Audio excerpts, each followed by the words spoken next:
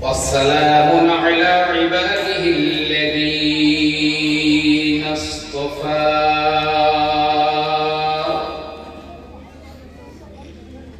أما بعد فقد قال الله تعالى في كلام المجيد والفرقان الحميد.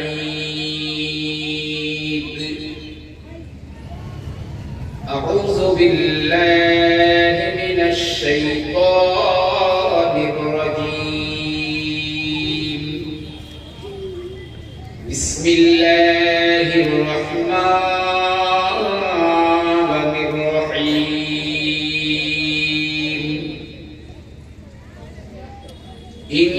إنما يعمر مساجد الله من آمن بالله واليوم الآخر.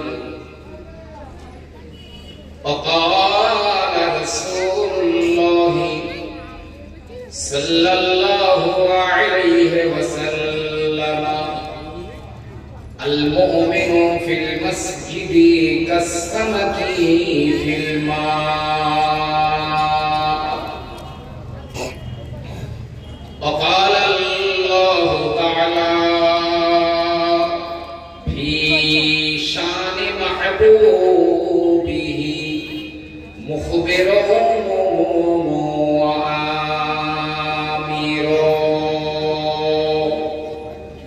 إن الله وملائكته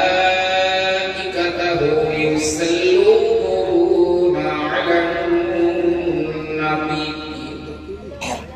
يا أيها الذين آمنوا صلوا عليه وسلموا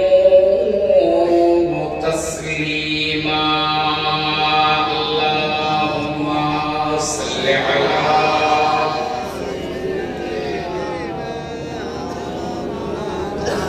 وعلى آل سيدنا.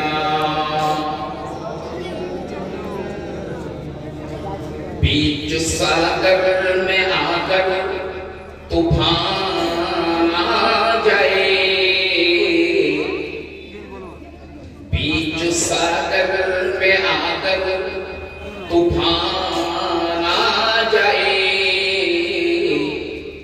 और दीन हक का सफीना जो मोहम्मद ने लाया है डूब सकता नहीं है इस सफीना मेरा। ओ मोहम्मद सफीने में मौजूद है।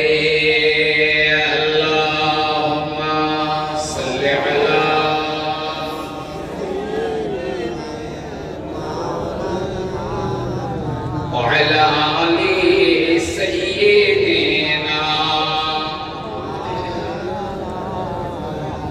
बहर तूफान का मुझको कोई गम नहीं, बहर तूफान का मुझको कोई गम नहीं, मुझको मल्ला का कोई जरूरत नहीं। मेरे किश्ती का हाफिज खुद है खुदा और कमली वाले सफीने में मौजूद है।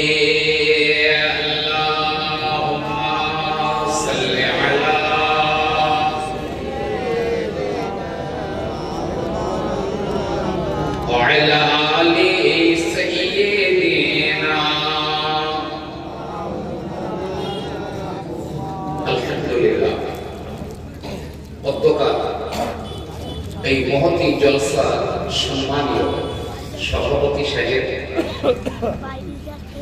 মুআজ্জাজ মুহতারাম, মহাসম্মানীয় উলামায়ে কেরাম, বিশেষত এই মসজিদের সম্মানীয় এবং যোগ্যতম ইমাম সাহেব হযরত মাওলানা মাকসামুল সাহেব ও মুয়াজ্জিন সাহেব, আমাদের ভিতরে ছিলেন ইশার নামাজের আগে আলহাজ হযরত মাওলানা রফিক আহমদ সাহেব, উপস্থিত আছেন এই অঞ্চলের প্রধান সাহেব, কমিটি সাহেবান, সম্মুখে বসে থাকা জ্ঞানী গুণী সুখী শ্রোতাবৃন্দ, গৃহে উপস্থিত ধার্মিকা মহিষী আমার মায়েরা এবং বোনেরা, ইশার নামাজের পূর্বে মাশাআল্লাহ দীর্ঘক্ষণ ধরে অনেক মূল্যবান ওয়াজ নসিহত আপনারা শুনেছেন। আমি গুনাহগার সীমিত বিদ্যা বুদ্ধি নিয়ে আপনাদের খিদমতে হাজির। রব্বুল আলামিন মেহেরবানি করলে একেবারেই কিছু জানাশোনা পরিচিত কিছু কথা আপনাদের খিদমতে নতুন করে আলোচনা করব। বর্তমান যুগ জমানা একেবারে এমন একটা পর্যায়ে পৌঁছে গেছে যে গোটা বিশ্ব তৃতীয় বিশ্বযুদ্ধের দিকে পূর্বগতিতে এগিয়ে যাচ্ছে। কিছুটা হলেও তার নমুনা আমরা দেখেছি। মুসলমানদের পুরাতন কিবলা বাইতুল মুকাদ্দাসকে কেন্দ্র করে, মসজিদুল হারামকে কেন্দ্র করে ফিলিস্তিন ও ইসরায়েল যে লড়াই চলছে, লেবানন, ইরান সহ একটা একটা দেশ যেন এর ভিতরে ঢুকে যাচ্ছে এবং হয়তো আল্লাহ ভালো জানেন এই যুদ্ধ গিয়ে শেষ হবে তৃতীয় বিশ্বযুদ্ধের ময়দানে, যেটা পরমাণু যুদ্ধ হবে। একদম 100% পরমাণু যুদ্ধ হবে। নবী পাক বলেছেন এই যুদ্ধে 1000-এ 1 জন মারবে, 999 জন আহত হয়ে যাবে।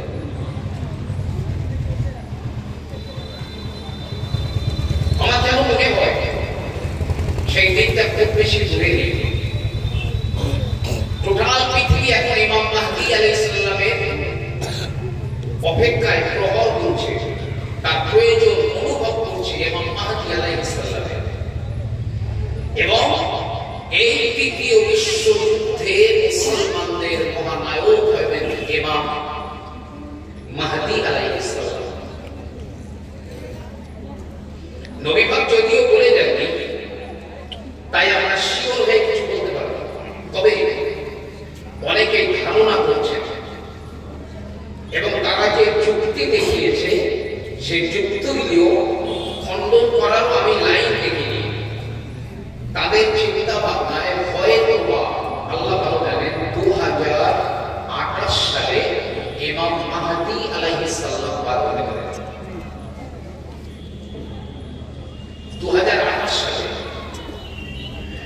আর 2028 সালে যদি ইমাম মাহদী আলাইহিস সালাম পার হন, একেবারেই তার পরপরই তৃতীয় বিশ্বযুদ্ধের দামামা বেজে উঠবে। একেবারেই শর্ট হ্যান্ডে বলছি, তৃতীয় বিশ্বযুদ্ধ শেষ হওয়ার পরে ইমাম মাহদী মুসলমানদেরকে নিয়ে একটা শহর জয় করবেন। সেই শহরটা কোন শহর?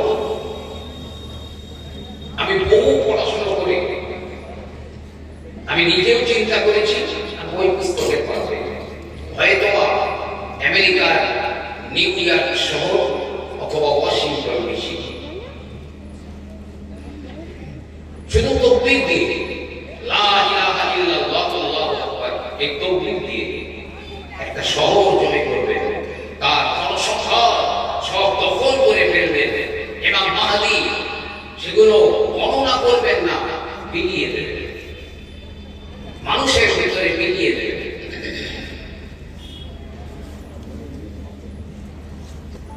চিন্তা ভাবনায় যারা এইসব বাচ্চা কাচ্চাগুলো আছে এরা এদের সমানাতে ইমাম মাহাদির সাক্ষাৎ পাবে,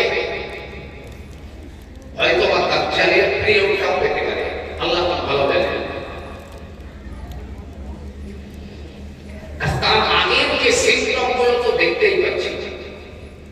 আল্লাহ নবী আল্লাহর হাবিব বলেন, ওয়া আমার সাহাবারা, কিয়ামতের কাছাকাছি সময় যখন আসবে, লা ইয়াবকা মিনাল ইসলামি ইল্লা ইসমুহু, ওই জামানায় ইসলামের নাম ছাড়া আর কিছুই থাকবে না। মানুষের ভিতরে ইসলাম থাকবে না, শুধু থাকবে ইসলামের নামটা। ওয়ালা ইয়াবকা মিনাল কুরআনি ইল্লা রাসমুহু, কুরআনের কিছু থাকবে না, কোরআনের কিছু লেসন রিওয়াজ থাকবে, কোরআনের অনুষ্ঠানগুলো থাকবে, কিন্তু মানুষের ভিতরে কোরআন থাকবে না। মাসাজিদুহুম আমিরাতুন ওয়া হিয়া আকরাবুম মিনাল হুদা, মসজিদগুলো বড় সুন্দর হবে, চাকচিক্যময় হবে, মসজিদ দেখলে চোখ জুড়িয়ে যাবে, কিন্তু না না না, ওই মসজিদের ভিতরে হিদায়াতের কোনো উপকরণ থাকবে না। বরং আমার নবীজি বলেছেন, লা তাকুমুস সাআতু হাত্তা ইয়াতাবাহান নাসু ফিল মাসাজিদ, কিয়ামত ততদিন হবে না যতদিন না পর্যন্ত মানুষ মসজিদ নিয়ে গর্ব না করবে, মসজিদ নিয়ে গর্ব করবে। তো কারো কষ্টময় হয়, হিদায়াতের উপকরণ থাকবে না। বিশ্বনবী সাল্লাল্লাহু আলাইহি ওয়াসাল্লাম বললেন, এক মসজিদ ওই জামানাতে এক মসজিদ মানুষ নামাজ পড়বে, কিন্তু কারো মন নামাজের ভিতরে থাকবে না, একজন ঈমানদার মানুষও খুঁজে পাওয়া যাবে না।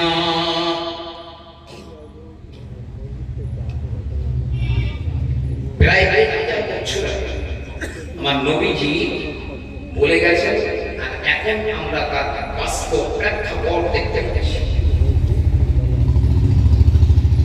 ও আমার ভাইরা, আল্লাহ নবী আল্লাহর হাবিব বললেন, ইন্না মিন আশরাতিস সাআতি আন ইরফা'আল ইলমা ওয়া ইয়াকসুরাল জাহলু। নবী আমার বলেন, শোনো কিয়ামতের আলামতগুলির মধ্যে হলো কি ইলম উঠিয়ে নেওয়া হবে, ধর্মীয় জ্ঞান উঠিয়ে দেওয়া হবে, ওয়া ইয়াকসুরাল জাহলু, মূর্খতা ছড়িয়ে পড়বে, ধর্মীয় জ্ঞান তাদের ভিতরে থাকবে না।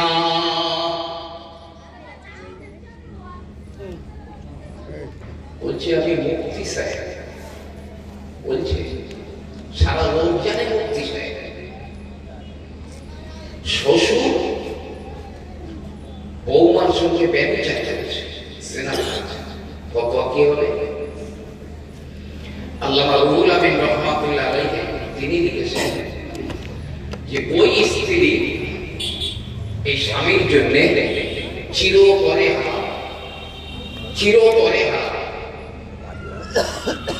কেউ যদি ধরে তার ছেলে আছে, বিয়ে হয়ে কেউ যদি কোন মেয়ের গায়ে ভাবে স্পর্শ করে, তাহলে এই মেয়েটার সঙ্গে ওই ব্যক্তির ছেলে কিয়ামত পর্যন্ত নিয়ে যাওয়া যাবে। মুফতি সাহেব ফতোয়া দিচ্ছে 10,000 টাকার বিনিময়ে, কি ওই বউ আর ওই ছেলে এই ঘরে না উঠলে কোনো অসুবিধা নেই, অন্য ঘরে গিয়ে থাকতে হবে। কত বড় পাক্কা হারাম ফল, বুঝতে পারছেন?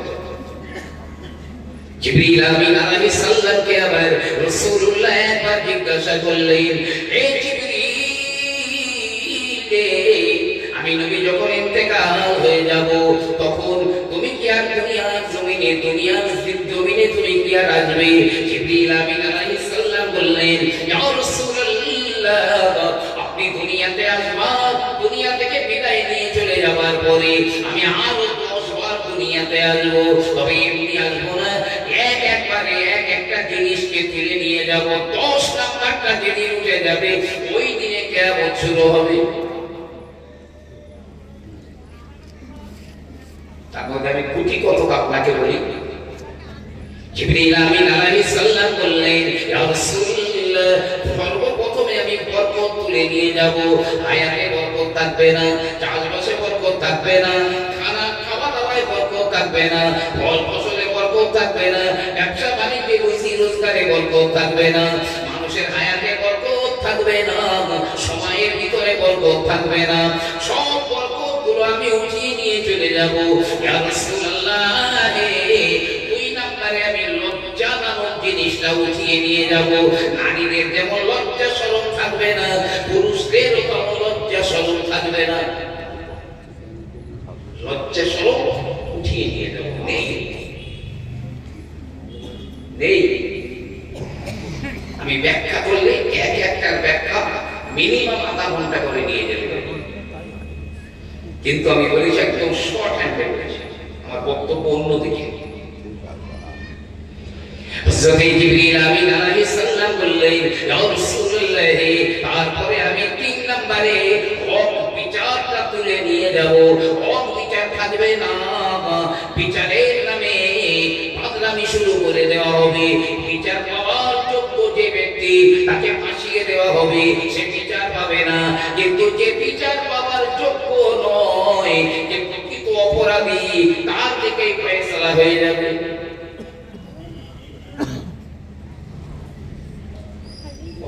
নবীজি বলেছেন, আমার মেয়ে ফাতেমা যদি চুরি করতো, আমি নিজেই তার হাত কেটে দিতাম। ইয়া রাসূলুল্লাহ, ইয়া হাবিবাল্লাহ, তারপরে আমি আলেমদের নিকট থেকে হক কথা তুলে নিয়ে যাব। আলেমদের হক কথা জানা থাকবার পরেও তারা বলবে না। কেন জানেন? ধরি মাছ নাসিল পানি। আমি যদি সুদের ওয়াজ করি, ঘুষের ওয়াজ করি, পর্দার ওয়াজ করি, হারামের ওয়াজ করি, জেনা ব্যভিচার মিথ্যা কথা, আমি যদি এইসব ওয়াজ করি, বলবে এই মোবাইলটা ভেঙে তুলিস। হ্যাঁ, বলবে ও যেন ভেঙে তুলিস নে, তাহলে আমার সামনে বছর তো ডায়েরি খালি যাবে। চলবে কিভাবে? যাদের টেন্ডেন্সি এইটাও, আমি বলছি তাদের মজলিস থেকে আস্তে আস্তে উঠে পালিয়ে যাবে। বুঝতে পারবেন? ইব্রাহিম ইবনে আদহাম রাহমাতুল্লাহ আলাইহি একটা মসজিদে নামাজ পড়েছে, জমাতে। ইমাম সাহেব নামাজ পড়িয়েছে, জমাতে নামাজ পড়েছে, মুসল্লিরা নামাজ পড়ে চলে গেল। ইমাম সাহেব ইব্রাহিম বিন আদহামকে জিজ্ঞাসা করছে, তো আপনার চলে কিভাবে? চলে কিভাবে? কিচ্ছু তো বলেন না। ইব্রাহিম ইবনে আদহাম বলছে, দাঁড়াও, তোমার পিছনে যে নামাজ পড়েছি, নামাজটাকে তুলে দে। কারণ যে ব্যক্তি তার রুজিদাতাকে চেনে না, তার পিছনে নামাজ পড়া কোথায়? আমি নামাজ তুলে নিই। মা মিন দাব্বাতিন ফিল আরদি ইল্লা আলাল্লাহি রিজকুহা, পৃথিবীর জমিনে এমন একটা জীব নেই। মুরগির গায়ে ছোট ছোট পোকা হয়, চুলচুলি, মাথায় উকুন হয়। সেদিন দেখছি এত ছোট উড়ি উড়ি বেড়াচ্ছে, এত ছোট, কল্পনার বাইরে। আমি চিন্তা করছি, আল্লাহ, কত খিদে লাগে, ও খায়, সেটা একদম ক্ষুদ্র। ওর ভিতরে সব যন্ত্রপাতি আছে, নারী গুলি, হৃৎপিণ্ড, দিল কলিজা, কোথায় কি আছে, কত বড় স্রষ্টা তুমি আল্লাহ। সবার সবার খাবার দায়িত্ব আল্লাহ। আল্লাহ জিম্মাদারি নিয়ে রেখেছে। যে দাউদ নবী আলাইহিস সালামের জামানায় বনি ইসরাঈলেরা, দাউদ নবীর উম্মতেরা, একটা বিষয়ে, মাত্র একটা বিষয়ে আল্লাহ শনিবারের দিনে মাছ ধরতে নিষেধ করে দিয়েছিলেন। তো ওরা কি করতো? শনিবারে যখন ওই খালের ভিতরে, ঘেরির ভিতরে মাছ ঢুকে যেত, আমি একদম একটু করে বলছি, এইটা সব বলতে গেলে আমার 8 ঘন্টা বেশি লেগে যাবে। ওরা শনিবারে যখন মাছ ঢুকে যেত, সেই খালের দিকে জাল দিয়ে আটকে রেখে দিত। দাউদ নবী বললেন, তোমাদের নিষেধ করলাম, আল্লাহ বলেছে শনিবারে মাছ ধরো না। তো শুনলেন, আমাদের হুজুর, ওই শনিবারে তো ধরি না, ধরি তো রবিবারে ধরি, তো রবিবারে দিন ধরি। যে আল্লাহ শুনে পাগলামি শুরু করেছে। আমার আল্লাহ রাব্বুল আলামিন বলেন, ওয়ালাকাদ আলিমতুমুল্লাযীনা আ'তাদা أتوا منكم في السبت فقلنا لهم كونوا قردة خاسئين শনিবারের দিনে মাছ শিকার করার ব্যাপারে ওরা যখন সীমা লঙ্ঘন করে চলে গেল আমি তাদের বললাম কোন তোরা হয়ে যা কিরাদাতান খাসিন লাঞ্ছিত বাঁদর হয়ে যা ৭০,০০০ কম বেশি মানুষেরা বাঁদর হয়ে গিয়েছিল ও আমার ভাইরা এদের ভিতরে ৪০,০০০ মতো আলেম ছিল তাফসীরে জালালাইন খুললে পাবে তো দাউদ আলাইহিস সালাম বলছে আল্লাহ এই সাধারণ লোকগুলো নাই অন্যায় করে বাঁদর হয়েছে আলেমরা কি বলেছে তাফসীরে জালালাইন শরীফের ভিতরে লেখা রয়েছে ওই সময় আমার আল্লাহ পাক বললেন ওই যারা আমার একটা হুকুমের সীমা লঙ্ঘন করে চলে যাচ্ছিল ওরা ওদেরকে নিষেধ করেনি ওদেরকে আদেশ করেনি ফিরে আসার জন্য বরং ওদের সঙ্গে লৌকিকতা খাওয়া দাওয়া ওঠা বসা সব কিছু করেছে তাই কি অন্যায় করে আর যে অন্যায় সহে উভয়ই সমদোষী সাধারণ মানুষগুলো অন্যায় করে বাঁদর হয়েছে আর আলেমেরা প্রতিবাদ না করে বাঁদর হয়েছে ইব্রাহিম বলছে আলেমদের থেকে সব কথা উঠিয়ে নিয়ে যাও থাকবে না লড়ে রক্ষা করে চালিয়ে দেবে ধরি মাস হাসি জিবরিল আমিন আলাইহিস সালাম বলেন ইয়া রাসূলুল্লাহ ইয়া হাবিবাল্লাহ আমি ধনীদের থেকে সব সাহস আমি উঠিয়ে নিয়ে যাব আয় আল্লাহর নবী তারপরে আমি এমনি করে কোরআন উঠিয়ে নিয়ে যাব কোরআন দুনিয়ায় থাকবে না আয় আল্লাহর নবী তারপরে আমি ঈমানটা নিয়ে চলে যাব তারপরে ইবাদতের মজা নিয়ে যাব মানুষ ইবাদত বন্দেগী করবে বটে কোনো স্বাদ পাবে না কোনো মজা তারা পাবে না আর একে অপরের সঙ্গে ভ্রাতৃত্ব বোধকে আমি উঠিয়ে নিয়ে যাব সরাসরি হয়তো সালাম হবে সরাসরি বড় বন্ধুত্ব দেখা যাবে কিন্তু ভিতরে ভিতরে চরম দুশ্মনী রয়েছে এই 10টার ভিতরে 8টা উঠে গেছে দুটো বাকি আছে কতদিন লাগতে পারে দুটো উঠতে ঈমান উঠে যাবে আর কোরআন উঠে যাবে সেদিন কোরআন খুলবেন শুধু অঙ্ক খাতার মতো সাদা পৃষ্ঠা একটা অক্ষর থাকবে না সময় খুব কাছাকাছি একদম বিশ্বনবী সাল্লাল্লাহু আলাইহি ওয়াসাল্লাম বললেন আমার ভাইরা মনে নেবেন না বড় তিরমিজি শরীফের বড় লম্বা হাদিস ওই লম্বা হাদিসের আমি একটুখানি শেষ অংশটা বলি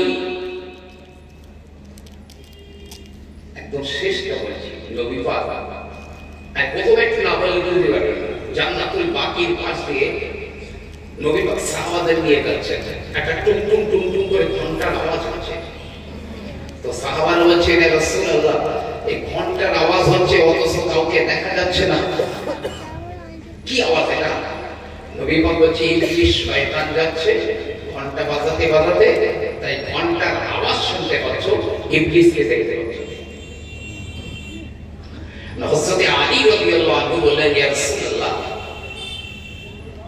যদি আপনি একটু ইবলিসকে বলতেন ও যদি আমাদের সামনে একটু আত্মপ্রকাশ করত তাহলে একটু দেখতাম শয়তানটা দেখতে কেমন কখনো তো দেখিনি আল্লাহর নবী আল্লাহর হাবিব বললেন এই ইবলিস রে আমার সাহাবারা তোকে দেখতে চায় আমার সাহাবাদের সামনে আত্মপ্রকাশ করে দাঁড়িয়ে যাও ইবলিস সঙ্গে সঙ্গে আত্মপ্রকাশ করে দাঁড়িয়ে গেল সবাই দেখে ইবলিসের মাথায় একটা লম্বা টুপি রয়েছে কোমরে একটা বেল বাঁধা রয়েছে হাতে একটা ঘণ্টা রয়েছে ইবলিস বলছে আসসালামু আলাইকা ইয়া রাসূলুল্লাহ ফাসাকাতান নবী নবী চুপ করে রয়েছে দ্বিতীয়বার ইবলিস বলে আসসালামু আলাইকা ইয়া রাসূলুল্লাহ ফাসাকাতান নবী ও আমার রাসূলুল্লাহ চুপ করে রয়েছে ইবলিস আবার তৃতীয়বার সালাম করলো আসসালামু আলাইকা ইয়া রাসূলুল্লাহ ফাসাকাতান নবী আল্লাহ নবী চুপ করে আছেন তবে আল্লাহ যার ঘরে দুপুরে পাস ফেলেছে তা বলা যাবে তোর উপরেও আল্লাহর রহমত বর্ষণ হবে কোন বেঈমান যদি আপনাকে সালাম করে ওয়া আলাইকুম আসসালাম বলতে পারবেন না হাদা আল্লাহ আল্লাহ তোর হেদায়েত দান করুন, এটা বলতে হাদাত, আল্লাহ তোর হেদায়েত দিন। ইবলিস বলছে হুজুর আমি কি আপনার বারে বারে সালাম করছি তা আপনি শুনতে পাচ্ছেন না? নবী পাক বলছেন কামা কুনতা, তুই যেরকম বলছিস ওই রকম, মানে আল্লাহর রহমত আমার উপরে বর্ষিত। নবী বললেন কামা কুনতা, তুই যেরকম বলছিস ওই রকম।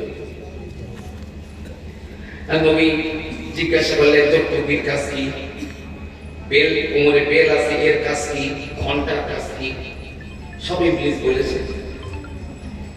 নবী বলছে ইবলিস তোর শত্রু আছে? তো বলেন কি হুজুর আমার 15 জন শত্রু রয়েছে। তবে বলে রাখা ভালো আপনি আমার প্রথম 1 নম্বর দুশমন, আপনি হলেন আমার 1 নম্বর শত্রু। ফাদাহিকা নবী সাল্লাল্লাহু আলাইহি ওয়াসাল্লাম, আল্লাহর নবী মুস্কি হেসে দিলেন। সাহাবায়ে কেরামেরা বললেন ইয়া রাসূলুল্লাহ ইয়া হাবিবাল্লাহ, ইবলিস আপনাকে 1 নম্বরের দুশমন মনে করে, তারপরেও কেন আপনি হেসে দিলেন? আমার রাসূলুল্লাহ বললেন ও বাবা সাহাবারা, যে ব্যক্তি ইবলিসের 1 নম্বরের দুশমন ওই ব্যক্তি আমার আল্লাহ পাকের 1 নম্বরের বন্ধু।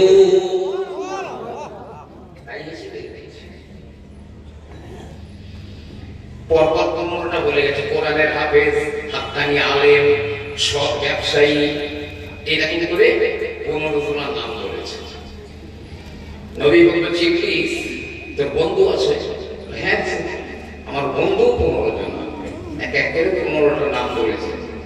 শেষ বেলায় আমি যে কথাটা বলবো বলেই হাদিসটা তুলেছি।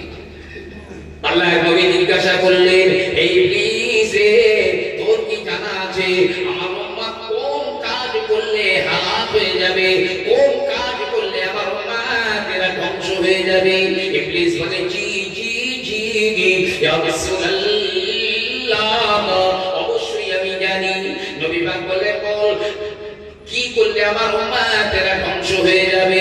ইবলিস বলল হুজুর আপনার উম্মত যখন 3টি কাজ করবে তখন আপনার উম্মতেরা হালাক হয়ে যাবে। সেই 3টে কাজ কি? এক নম্বরে ইয়া রাসূলুল্লাহ ইয়া হাবিবাল্লাহ, আপনার উম্মতেরা অতীতের গুনাহগুলো ভুলে যাবে। 10 বছর 20 বছর 5 বছর আপনি করে আগে যে গুনাহটা করেছিল ওই গুনাহর কথা যখন ভুলে যাবে, অনুশোচনা করবে না, তওবা করবে না, ও গুনাহর কথাটা বেমালুম ভুলে গিয়েছে। 2 নাম্বার আপনার উম্মতেরা গুনাহ করবে তবে তওবা করার প্রয়োজন মনে করবে, অনুতপ্ত হবে, তওবা করার প্রয়োজন মনে করবে। 3 নম্বরে ইয়া রাসূলুল্লাহ আপনার উম্মত যখন খেলা করে মাতামাতি করবে, খেলার জন্য বহু সময় দেবে, খেলার জন্য তাদের বিশাল আগ্রহ থাকবে, ওই সময় মনে করবেন আপনার উম্মতের হালাক হয়ে যাওয়ার সময় নিকটবর্তী। অপেক্ষা করতে হবে গাজওয়ায়ে হিন্দের জন্য। নাসাই শরীফে 2টো হাদিস রয়েছে, হযরতে সালমান রাদিয়াল্লাহু আনহু থেকে বর্ণিত আর একটা হযরতে আবু হুরায়রা রাদিয়াল্লাহু আনহু থেকে বর্ণিত।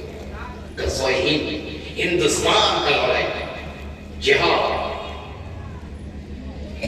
বিশ্বনবী আমার বললেন ও আমার সাহাবারা শুনে রাখো এ সাওবান বলছে আখবিরনি রাসূলুল্লাহ সাল্লাল্লাহু আলাইহি ওয়াসাল্লাম আনতা কুসুল হিন্দ। এই সাওবান তোমরা হিন্দুস্তানের জমিনে বড় একটা লড়াই করবে। হযরত আবু হুরায়রা রাদিয়াল্লাহু আনহু তিনিও বললেন আখবিরনি রাসূলুল্লাহ সাল্লাল্লাহু আলাইহি ওয়াসাল্লাম আনতা কুসুল হিন্দ, হিন্দুস্তানের জমিনে তোমরা লড়াই করবে। হযরত আবু হুরায়রা বলেন আল্লাহর নবী এত কঠিন ভাবে বললেন ওই হিন্দুস্তানের যুদ্ধে যে ঈমানদারেরা যোগদান করবে কিয়ামতের মাঠে আমার আল্লাহ পাক তাদের হিসাবটা নেবেন না, বিনা হিসাবে জান্নাতি হয়ে যাবে। আর একটা ঈসা নবী আলাইহিস সালাম যখন দাজ্জালের বিরুদ্ধে লড়াই করবে, যে মুসলমানেরা ঈসা নবীর সঙ্গ দেবে আমার আল্লাহ পাক বিনা হিসাবে তাদের জান্নাতি বানিয়ে দেবে।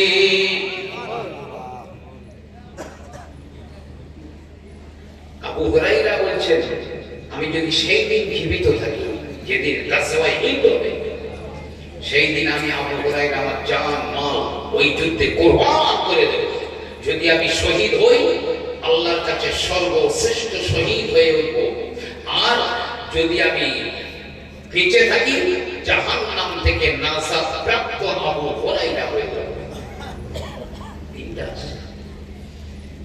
দাজ্জাল ইমাম মেহেদী যে আসবে, তার সিম্পটমগুলো কেমন দেখেন না, একদম সব কটাই দেখতে পাচ্ছি। বিশ্বনবী সাল্লাল্লাহু আলাইহি ওয়াসাল্লাম বললেন, ও বাবা সাহাবারা, শুনে রাখো, কিয়ামত তো তখন কাছাকাছি হয়ে যাবে। আর একটা সে হাদিস বলতে বলতে একটা বলে লাইন কেটে চলে এসেছে। ইন্না মিন আশরাতিস সাআতি আইয়ুরফাউল ইলমা ওয়া ইয়াকসুরাল জাহল। মূর্খতা ছেড়ে যাবে, এলেম ধর্মীয় জ্ঞান উঠিয়ে নেওয়া হবে। ওই কথাটা বলতে বলতে লাইন কেটে চলে এসেছে।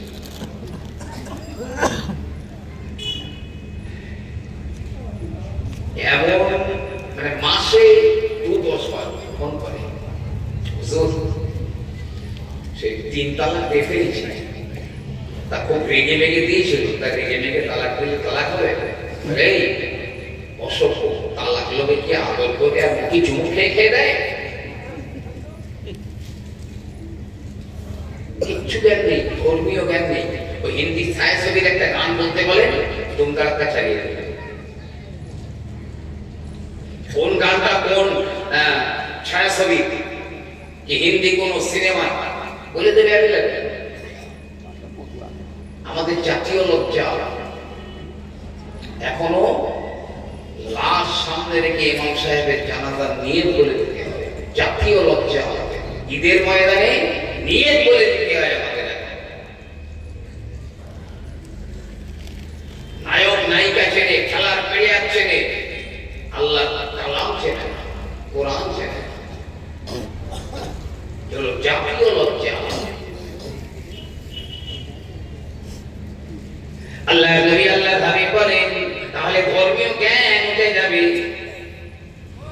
মূর্খতা চতুর্দিকে ছাইরা হয়ে যাবে। মদ পান বেড়ে যাবে, প্রচুর পরিমাণ মদ্য পান করা হবে। তবে আমি রাসূলুল্লাহ বলি, মদ খাবে বটে, তবে মদের নাম তারা বলবে না, অন্য অন্য ভিন্ন ভিন্ন নাম দেবে।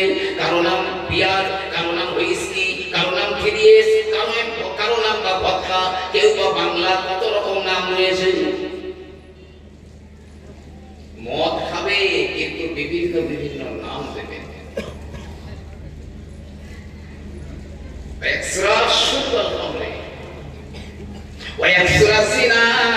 জিনা ব্যভিচারগুলো বেড়ে যাবে, প্রচুর পরিমাণে বেড়ে যাবে। জিনা ব্যভিচারের প্রাদুর্ভাব ব্যাপক আকারে মহামারীর মতো ছড়িয়ে যাবে। ওয়ায়াকসুরাল হারাজ ওয়াল কাতাল, খুন খারাপি বেড়ে যাবে, খুন খারাপি বেড়ে যাবে। এমনকি খুন যে করেছে ও জানবে না কেন আমি খুন করলাম, আর যে খুন হয়েছে ও জানবে না ওই লোকটা কেন আমাকে খুন করলো। মানুষের জীবনের কোনো মূল্য থাকবে না, জীবন মূল্যহীন হয়ে যাবে। পাখি মারলে বিচার হয়, জীবজন্তু মারলে বিচার হয়, মুসলমান মারলে বিচার হয়, অ্যাকাউন্টে টাকা ঢোকে, চাকরি পায়, তার প্রমোশন হয়।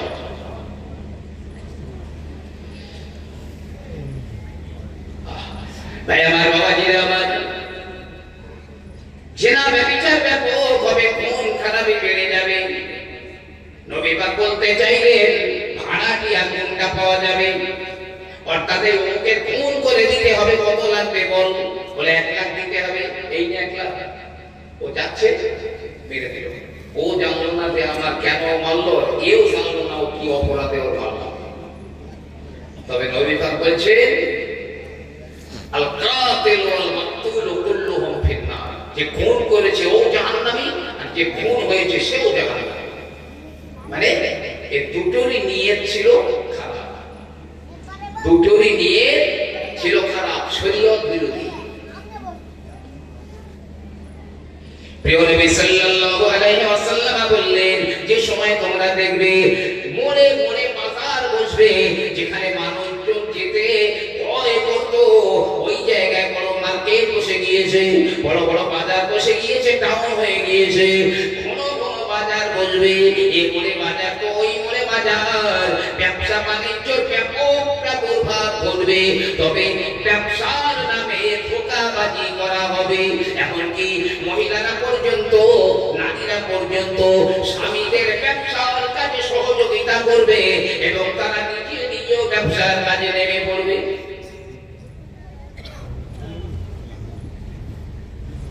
একেবারে এগুলো বাস্তব হয়ে দেখা দিচ্ছে। তবে কি আপনাদের অসুবিধা হচ্ছে নাকি?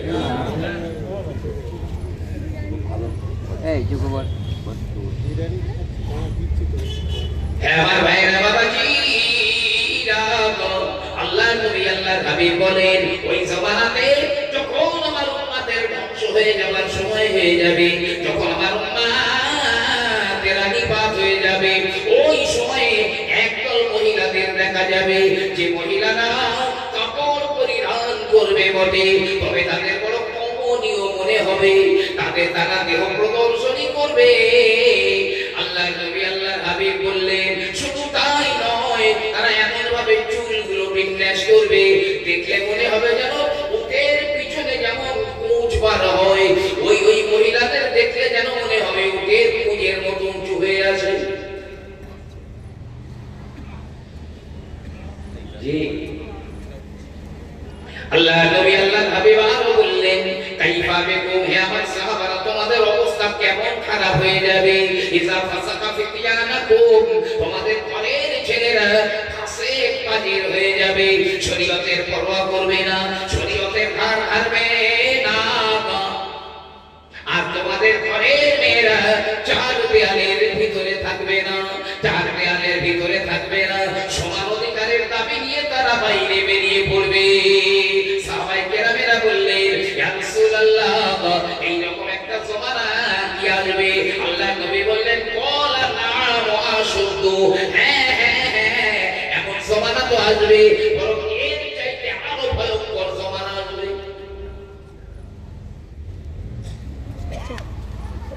প্রিয় নবী সাল্লাল্লাহু আলাইহি ওয়াসাল্লাম বললেন, কাইফা বিকুম, তোমাদের অবস্থা কেমন খারাপ হয়ে যাবে বলো গো।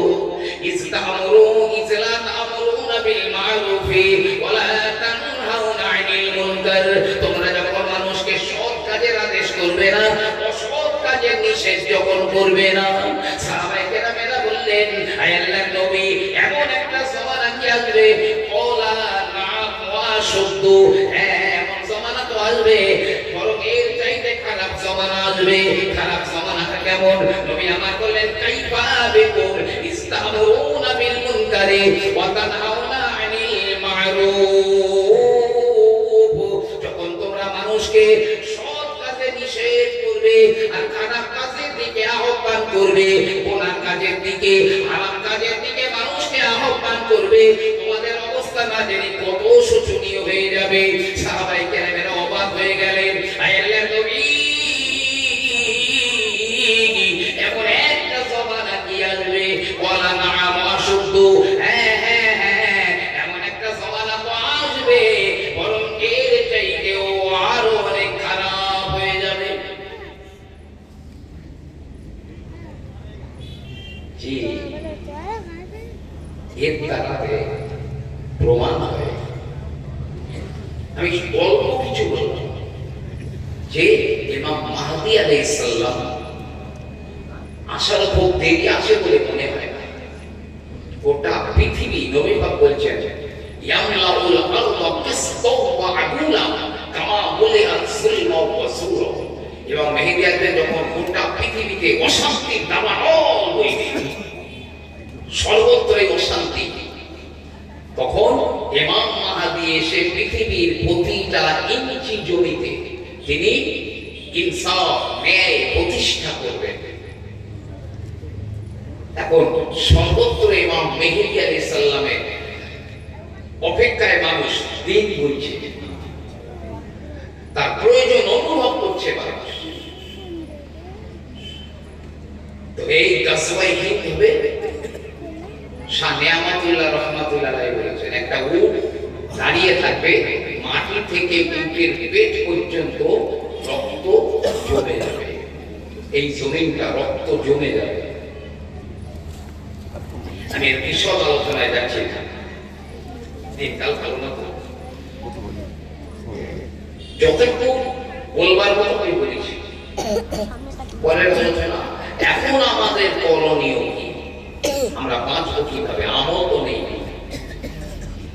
যা আমল আছে সে সামনে তুলে ধরার মতো নয়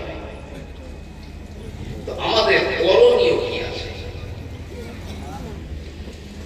বাঁচতে আমরা যদি চাই একটাই জায়গা আছে সেটা হলো এই পিছনে যে ঘরটা আছে এই মসজিদ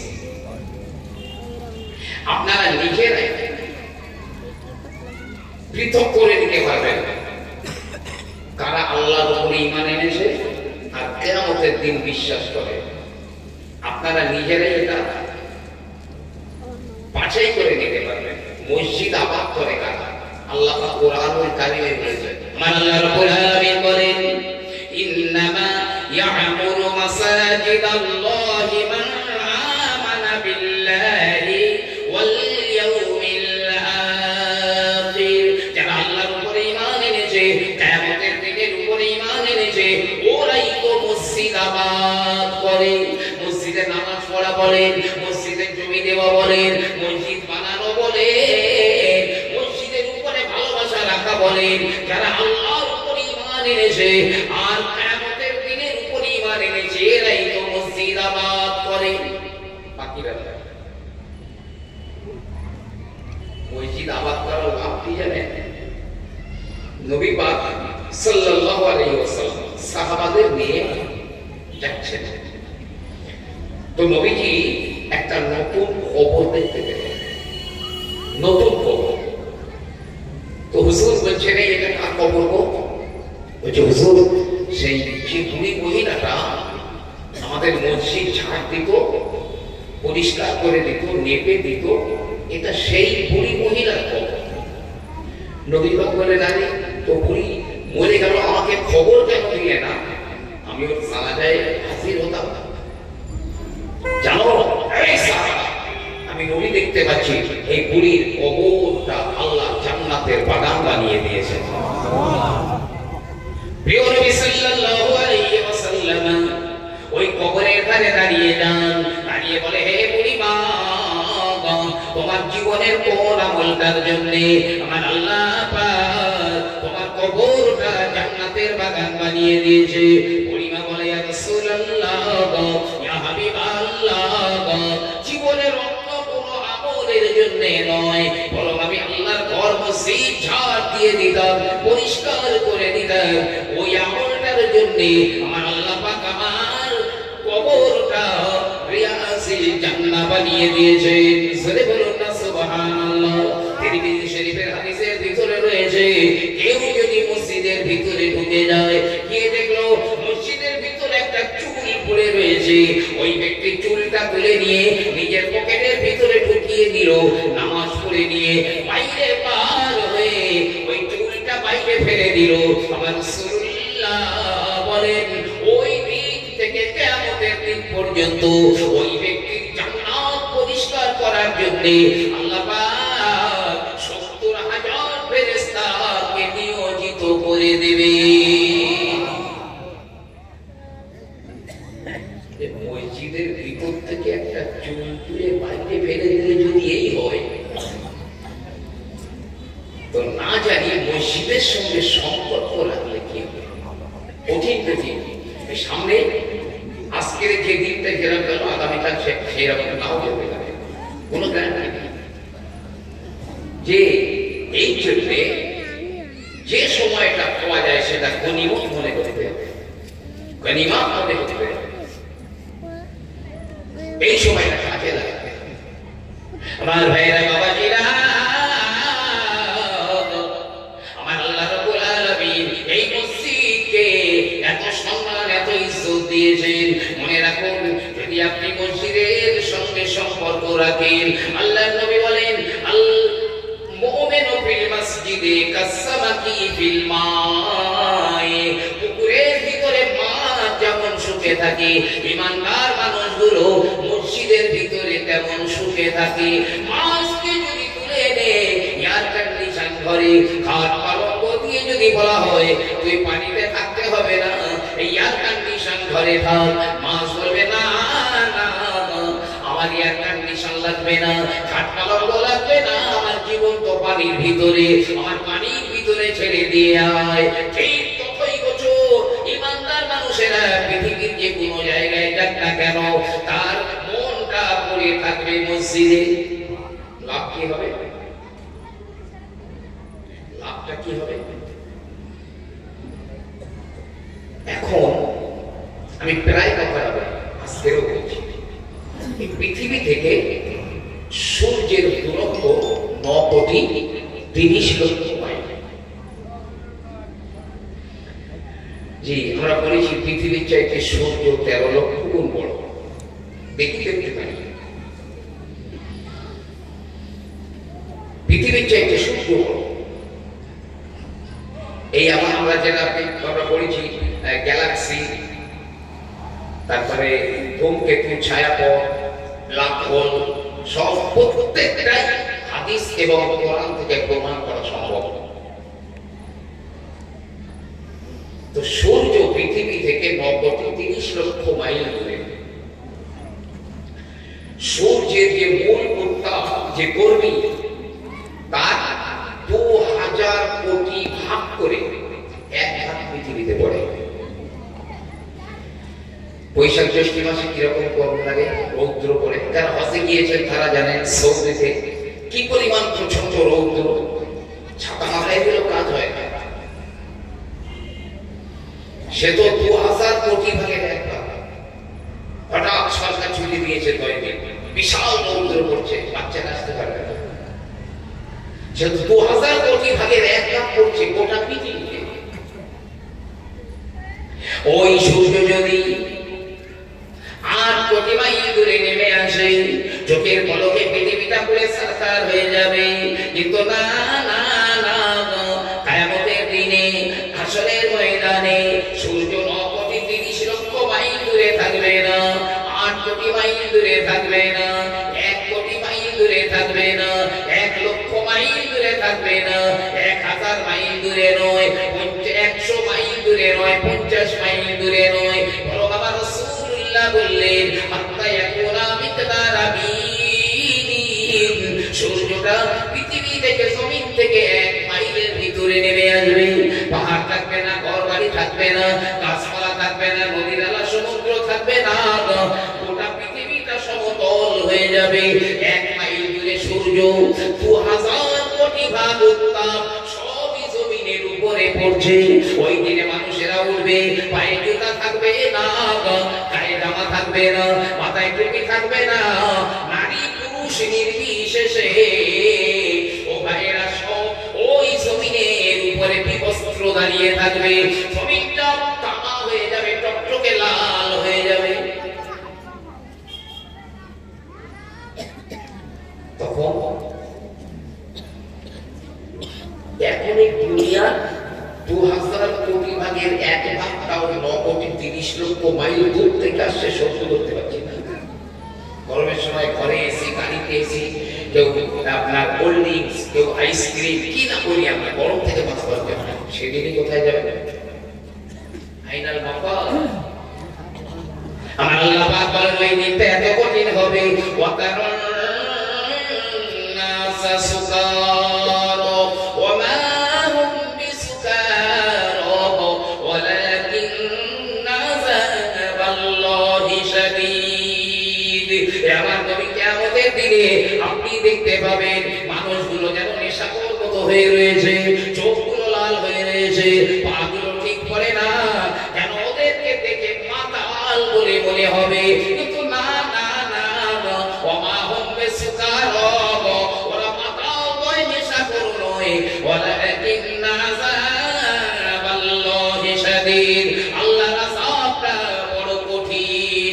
নবী আমার বলেন ওই দিনে ছোট ছোট বাচ্চা যারা মারা গেছে, 1 বছর বয়স, 2 বছর বয়স, এইরকম বাচ্চাগুলো যারা মারা গেছে আছে, ওরা ওই কিয়ামতের আযাব দেখে ওদের গায়ের চামড়াগুলো ঢিলা হয়ে যাবে, বুড়ো মানুষের মতো চুলগুলো পেকে সাদা হয়ে যাবে।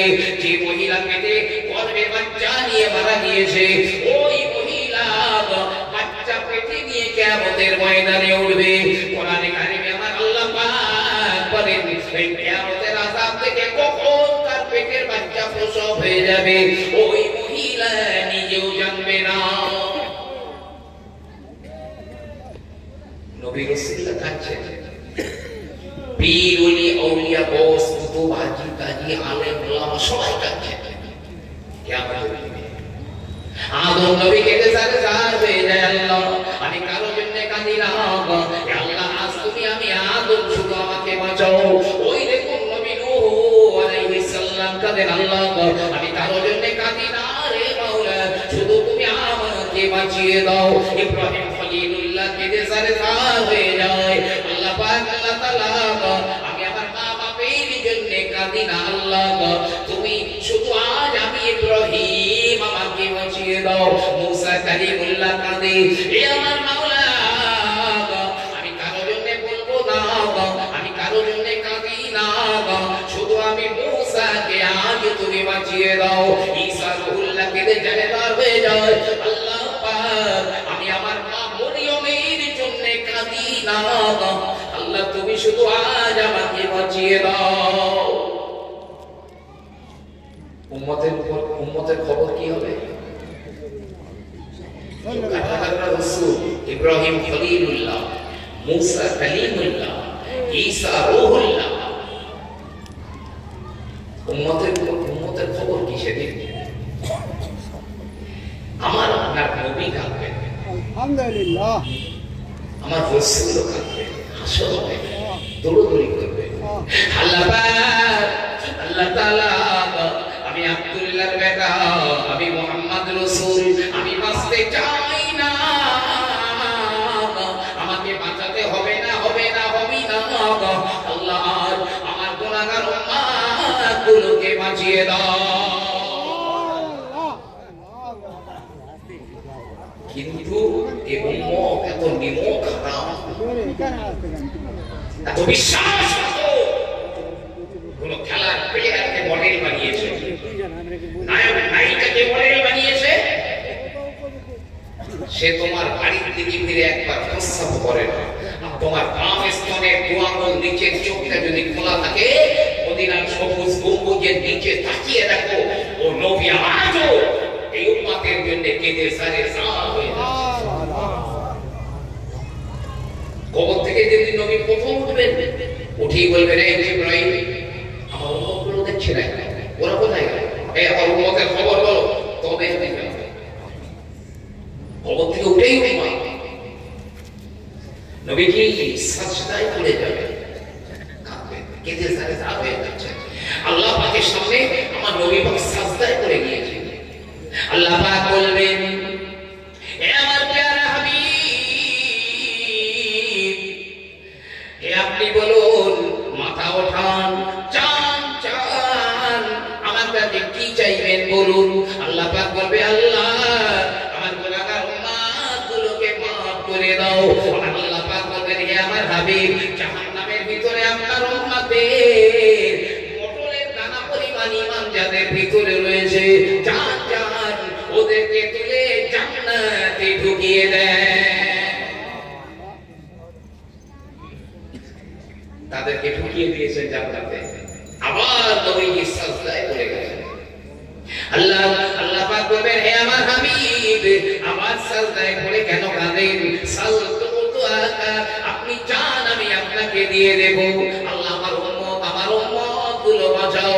আমার আল্লাহ পাক বলবেন, হে প্যারা নবী, একটা মুশুরির দানা পরিমাণ ঈমান যাদের ভিতরে রয়েছে, ওদেরকেও তুলে জান্নাতে নিয়ে যাবেন। আবার সাজদায় পড়ে কাঁদবেন। আল্লাহ বললেন, মাথা ওঠান, কি চান? আমার উম্মত, হে নবী, যার সরিষা পরিমাণ ঈমান যাদের মধ্যে আছে তাদেরকে জান্নাতে নিয়ে যান। বলুন না সুবহানাল্লাহ। আবার নবী সাজদায় গিয়ে কাঁদবেন। হে আমার নবী, মাথা ওঠান, ওঠান, আপনার কান্না আমি সইতে পারি না, কি চান?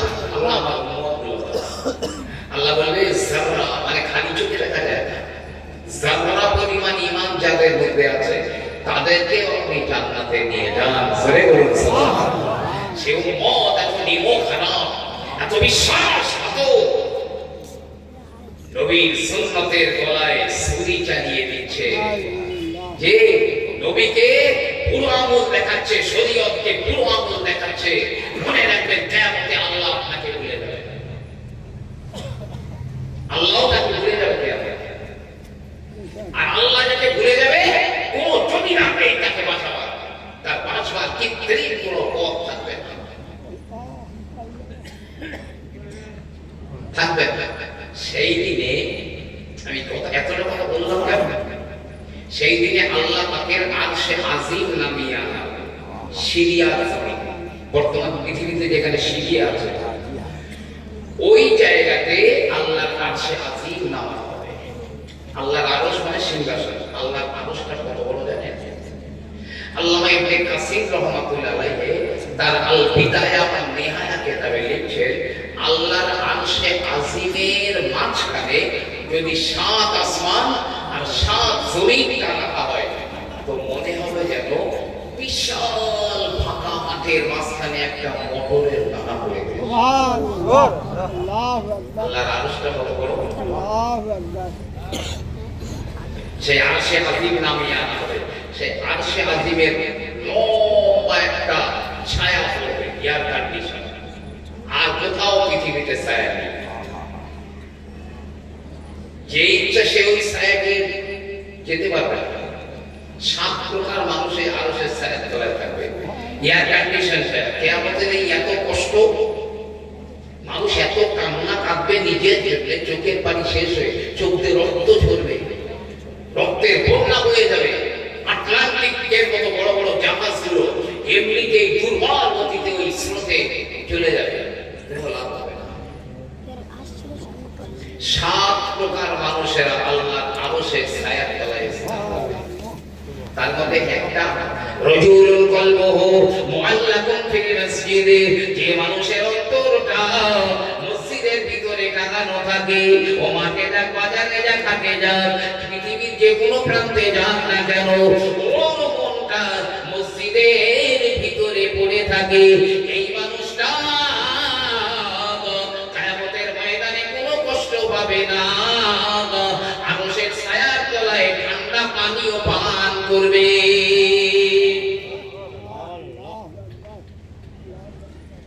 আমার ভাইরা, বাবাজিরা, এই জওয়ানেরা, যুবকেরা, মনে রেখে দিন কিয়ামতের দিনে হাসরের ময়দানে কিছুই থাকবে না।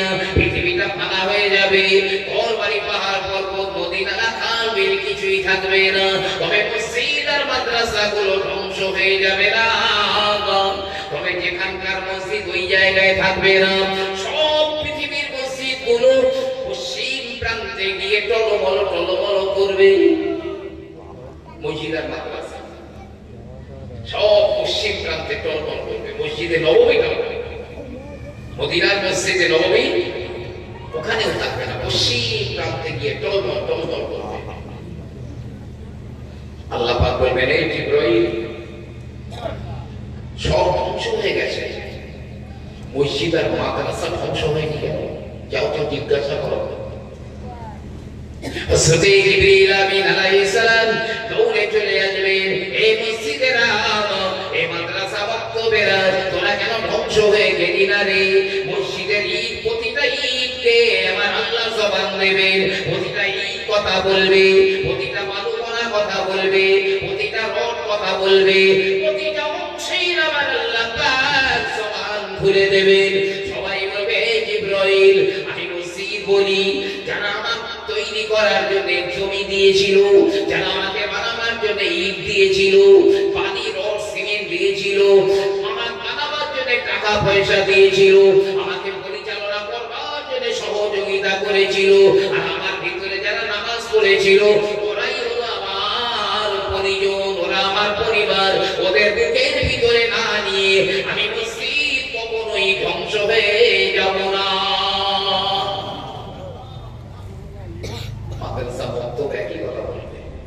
যারা আমার ভিতরে পড়াশোনা পড়াশোনা করেছে, বানিয়েছে, আমাকে সহযোগিতা করেছে, ওদের না নিয়ে ধ্বংস হবে না। ওরা আমার পরিবার, পরিজন।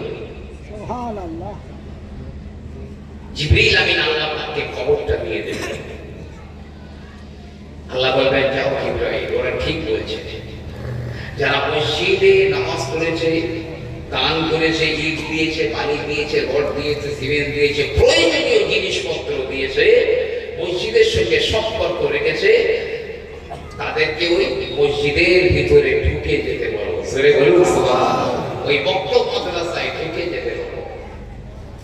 ওই দিন খানায় কাবা ঘুরবে। আল্লাহ নবী বললেন, মুসনাদে আহমদের মধ্যে হাদিসটা রয়েছে, কাবাকে ধ্বংস করে দেওয়া হবে, কাবা ভেঙে দেওয়া হবে, নানা হজ বন্ধ হয়ে যাবে। তবে কিয়ামতের দিনে খানায় কাবা উঠবে, নববধূর মতো উঠবে।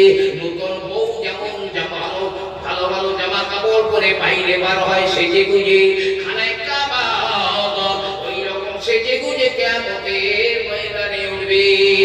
যারা হজ করেছে, যারা উমরা করেছে, যারা খানায় কাবা তওয়াফ করেছে, ওরা সবাই এমনি করে কাবার গেলাফ ধরে ঝুলে থাকবে।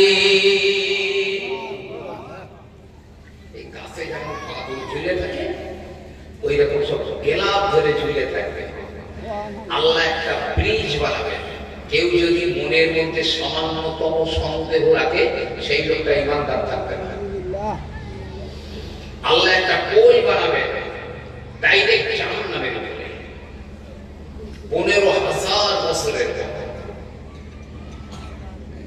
15,000 বছরের পর জাহান্নামের উপরে 5,000 বছর সোজা উঠতে হবে, 5,000 বছর সমতলে যেতে হবে, 5,000 বছর নিচে নামতে হবে।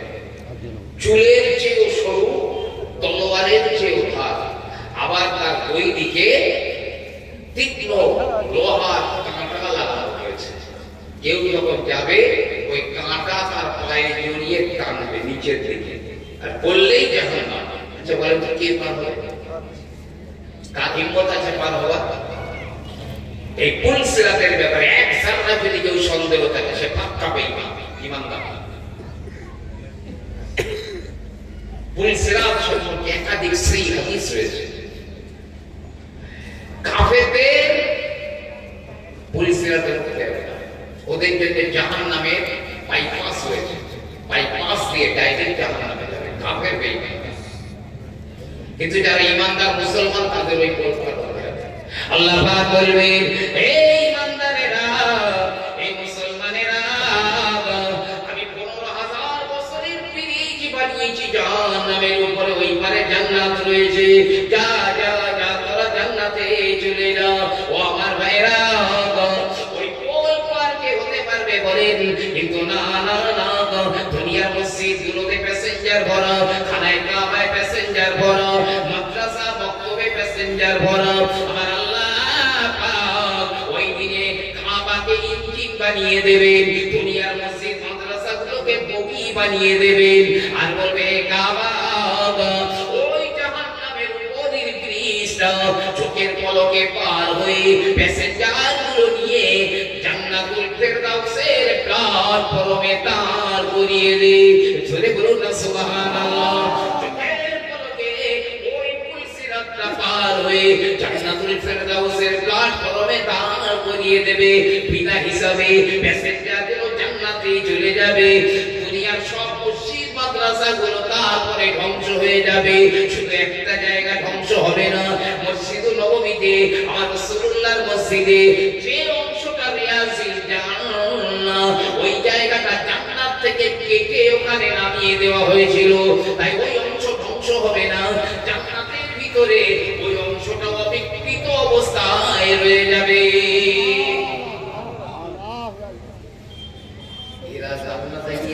শুনেছিলাম সে পুল সিরাত পার হতে হবে, তা কই? ফেরেশতারা বলবে, দুনিয়াতে এমন কাজ তুমি করে এসছো না, পুল সিরাত তুমি পার হয়ে চলে এসেছো, তুমি বুঝতে পারবে। কিন্তু কিয়ামতের ময়দানে বাকি যারা থাকবে, আল্লাহ যদি বলে হিসাব দে, ওর কপালে বহু দুঃখ আছে। আল্লাহ কিয়ামতে যদি মনে হিসাব দিতে বহু দুঃখ আছে। পীর জুলফিকার আহমদ নকশবন্দি দুর্দান্ত একটা কথা বলেছেন, জি বিশাল একটা টাইটাল কথা বলেছেন। আমি কথাটা বলবো তার আগে একবার বলুন আল্লাহুম্মা সাল্লি আলা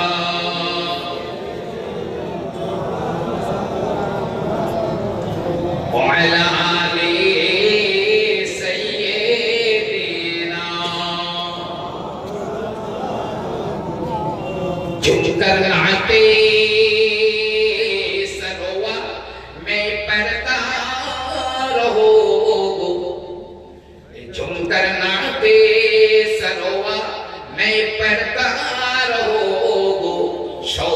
दीदार से दिल में चलता रहो, मुस्कुराते रहे आशिकी मुस्तफा, हर मुनाफिक सुन सुन कर जलता रहे। अल्लाहुम्मा सल्ली अला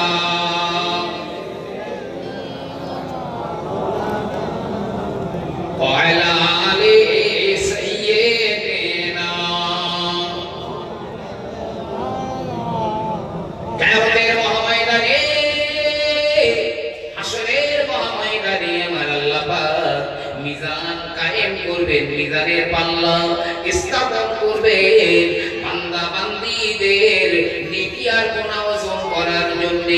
কিয়ামতের মাঠে কোন এক ব্যক্তির নেকি আর গুনাহ ওজন করা হয়, এক ব্যক্তির নেকির পাল্লা বড় হালকা হয়ে গিয়েছে, গুনার পাল্লাটা বড় ঝুঁকে গেছে।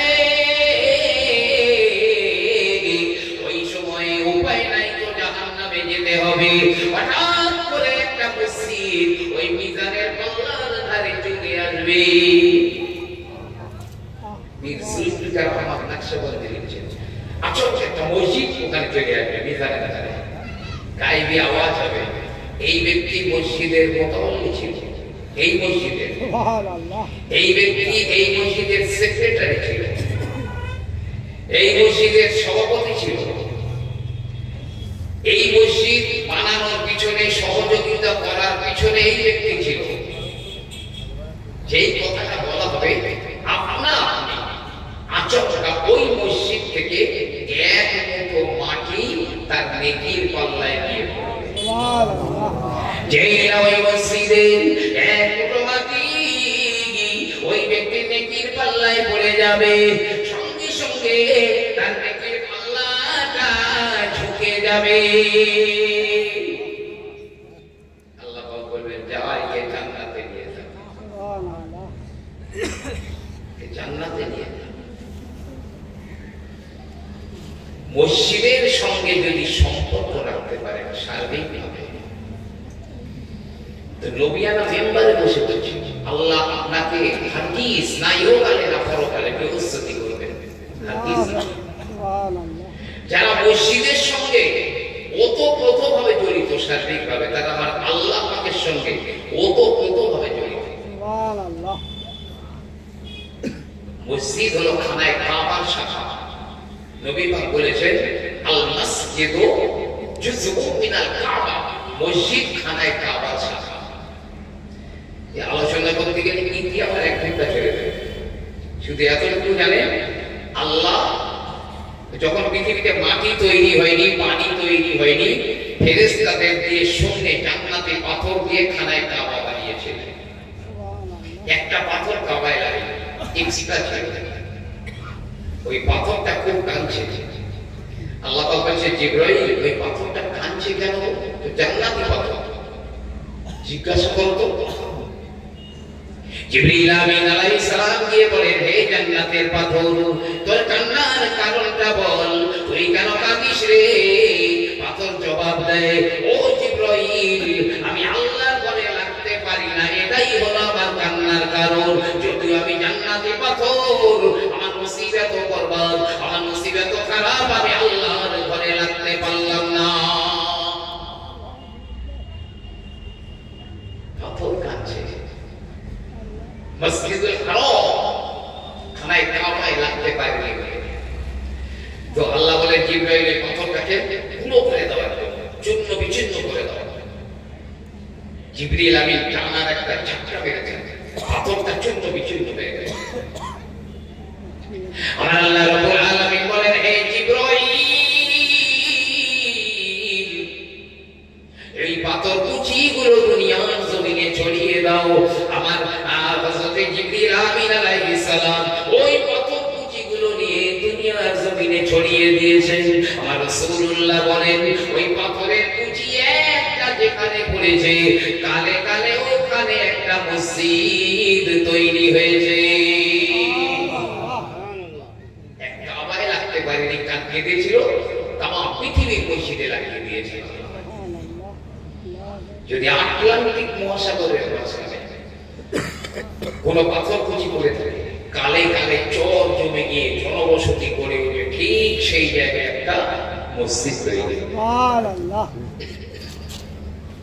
মসজিদের সঙ্গে ওতপ্রোত সম্পর্ক রাখে। মৃত্যুর কষ্টটা জানি, আরে মা মরে গেছে, বাপ মরে গেছে, বড় আদরের দাদা দাদি মারা গেছে, মৃত্যুর এই কষ্ট কত একবার তাদের জিজ্ঞাসা করেছে, কি আলোচনা তারা হয়েছে? নবী পাকের জালিলুল কদর সাহাবা হযরত আমর ইবনে আল-আস রাদিয়াল্লাহু আনহু বলেছেন, একটা মানুষকে কলার দিয়ে ছিঁড়ে দুখণ্ড করে দেওয়া যত কষ্ট, তার চাইতে মরণের কষ্ট বেশি। তিনি বলছেন, কাঁচি দিয়ে কোন জ্যান্ত মানুষকে কেটে পিস পিস করলে যত কষ্ট পায়, তার চাইতে মৃত্যুর কষ্ট বেশি। বড় বেগ হাড়ির মধ্যে পানি দিয়ে পুরো জ্যান্ত মানুষকে দিয়ে ঢাকনা দিয়ে যদি নিচে আগুন জ্বাল দেওয়া হয়, পানি টকবক করে পড়ছে, লোকটা ফোনা হচ্ছে, মরে যাচ্ছে না, ওই লোকটা যত কষ্ট পায়, তার চাইতে মৃত্যুর কষ্ট। নবী বলছেন, মৃত্যু কষ্টের এক ফোঁটা যদি জমিনে ফেলে দেওয়া হয়, জমিনে যারা আছে, আসমানে যারা আছে, সবার মৃত্যু হয়ে যাবে। কিতাবে আছে, মরা মানুষের একটা চুল যদি বড় পাহাড়ের উপরে রেখে দেওয়া যায়, ওই একটা চুলে যতটুকু মৃত্যুর কষ্ট জড়িয়ে রয়েছে, তাকে পাহাড় বলে পানি হয়ে যেতে পারে। মৃত্যুর কষ্টটা কেমন? নিজের উপরে দয়া করুন, নিজের আপনজনদের উপরে দয়া করুন। এই আমলটা আল্লাহ বরবাদ করবেন না। হারগিজ কিয়ামতে আল্লাহ বন্ধু বলে তাদের ডাকবেন, আমার বন্ধুদের ডাকো, আরশের ছায়ার তলায় জায়গা দিয়ে দাও। তো এখন আমি কিছু কথা বলব, সময় যদি থাকে ইনশাআল্লাহ। আমার খুব ভালো লাগছে আপনাদের দেখে, মাশাআল্লাহ খুব ভালো লাগছে। সময় পেলে আরো আলোচনা করব। আমি একটা রিকোয়েস্ট করব আপনাদের কাছে। নবীজি বলেছেন, মান বানা মসজিদান লিল্লাহি বানাল্লাহু বাইতান ফিল জান্নাহ। দুনিয়ায় যে মসজিদ বানায়, ব্যাখ্যায় বলেছে মসজিদে দান করা, এটাও তার মধ্যে গণ্য। আল্লাহ জান্নাতে তার জন্য একটা সুউচ্চ সুন্দর মনোরম অট্টালিকা বানিয়ে দেবেন। মসজিদের অনেক কাজ হয়েছে, প্লাস্টার আছে, ওয়ারিং আছে, তাহলে 1 লক্ষ টাকা শুধু তাল লাগবে। টাইলস আছে, আপনার পুট্টি আছে, অনেক কাজ বাকি আছে। এবং শুনেছি আপনাদের এই গ্রামে আলহামদুলিল্লাহ আপনাদের অত্যন্ত উদার মনের কারণে অনেকটা মসজিদ এগিয়ে গেছে। আর কোরআনে আল্লাহ ডাইরেক্ট বলেছেন মসজিদকে মানে খুব ভালোভাবে মসজিদকে সুন্দর করে বানাবে। তো একজনা মানুষ আছেন, কেউ বলবেন মসজিদের জন্য। আর এই যেটা আমি চাইবো, যদি দেন আপনি আজকের তারিখ দিয়ে 25 তারিখ চলে গেল, তারিখ দিয়ে আমার নাম করে লিখে রাখবেন। এইটা যদি দেখেন বেকার হয়ে গেছে, তো কিয়ামতের ময়দানে আমার বিরুদ্ধে যা কিছু করবার আপনি করবেন, সেদিন থাকবে অনেক কিছু করার। কেউ আছেন বলবেন 10,000 টাকা এই মসজিদে দিতে পারবেন? নিজের আপনজনেরা তাদের জন্য, নিজের জন্য কিয়ামতের ময়দানে, হাসরের ময়দানে সেই আরশে আজিমের ছায়ার তলায় স্থান পাওয়ার জন্য, ইহা তাকে কবরের ভিতরে ভালো থাকবার জন্য আল্লাহ আপনার কবরটা জান্নাতের বাগান বানিয়ে দেবেন। উনি তো ঝাড় দিয়ে কবর জান্নাতের বাগান হয়ে গেছে। এখন যদি আমি মসজিদে